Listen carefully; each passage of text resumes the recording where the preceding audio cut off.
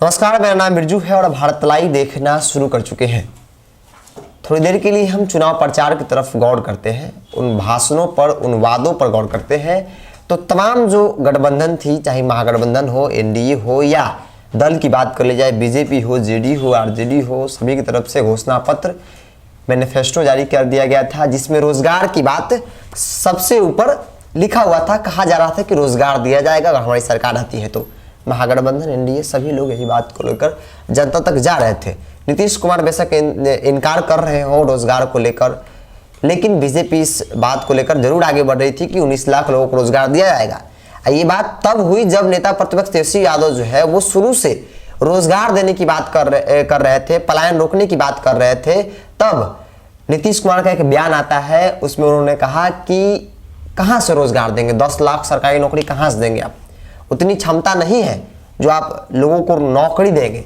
अब कुछ ही दिनों बाद, यानी कि 1-2 दिन बाद जो है बीजेपी की तरफ से घोषणा पत्र जारी किया गया। उस घोषणा पत्र में लिखा गया कि 19 लाख लोगों को रोजगार दिया जाएगा। अब रोजगार कहां से आएगा? बीजेपी भी तो एनडीए में ही है। अब एनडीए नीतीश कुमार बताएं। लगातार उस समय से सवाल जो है बिहार की राजनीति में गोल मटोल हो रहा था, इधर से जाए इधर से पास करे सवाल, लेकिन उसका जवाब जो है सीधे तौर पे नहीं मिल रहा था कि रोजगार कहां से मिलेगा।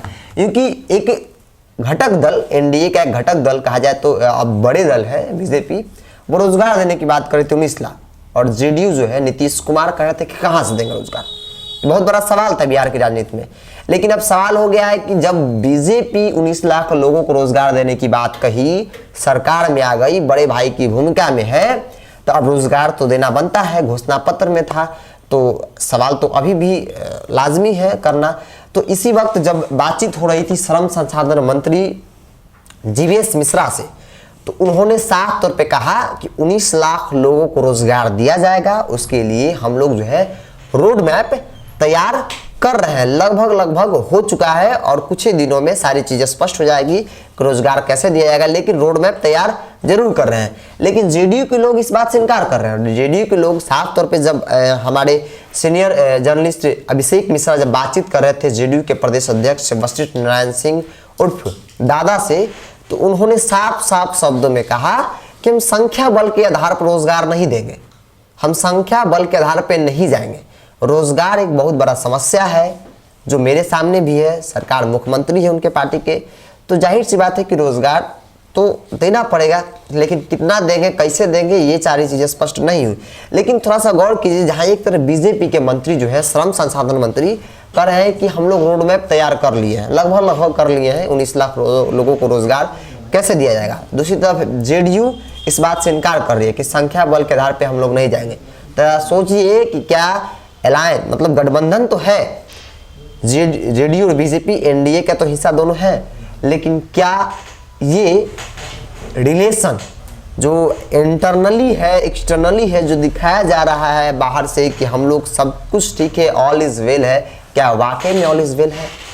रोजगार के मुद्दे पर कोई इधर घूम रहा है तो कोई उधर घूम रहा है, कोई देने की बात कर रहा है तो कोई उसे इग्नोर कर रहा है। बहुत बड़ा सवाल है कि रोजगार की बात बीजेपी चुनाव से पहले करता रहा है और अब भी उन वादों पे खड़े उतरने को लेकर बातें कर रही है। 19 लाख लोगों को रोजगार दिया जाएगा, लेकिन जेडीयू इस बात को इनकार कर रही है।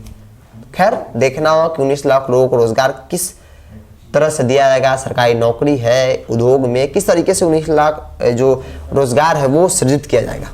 तो फिलहाल कितना ही, जुड़े भारत लाइव के साथ। नमस्कार। अगर ये वीडियो पसंद आई और वह बिहार के राजनीति और बिहारियत से सरोकार रखेनी तो सब्सक्राइब बटन दबा के चैनल के सब्सक्राइब कर ली। ओजे एगो घंटी बा, ओकरा बटन दबा देला से कुल सटीक और मारक खबर रुआ मुफ्त में मिल जाई। अगर रुआ पत्रकारिता के हमनी के नया प्रयोग में सहयोग कर चाहतानी तो ज्वाइन बटन दबा दी। पेटीएम नंबर नोट कर ली 9386816700। धन्यवाद।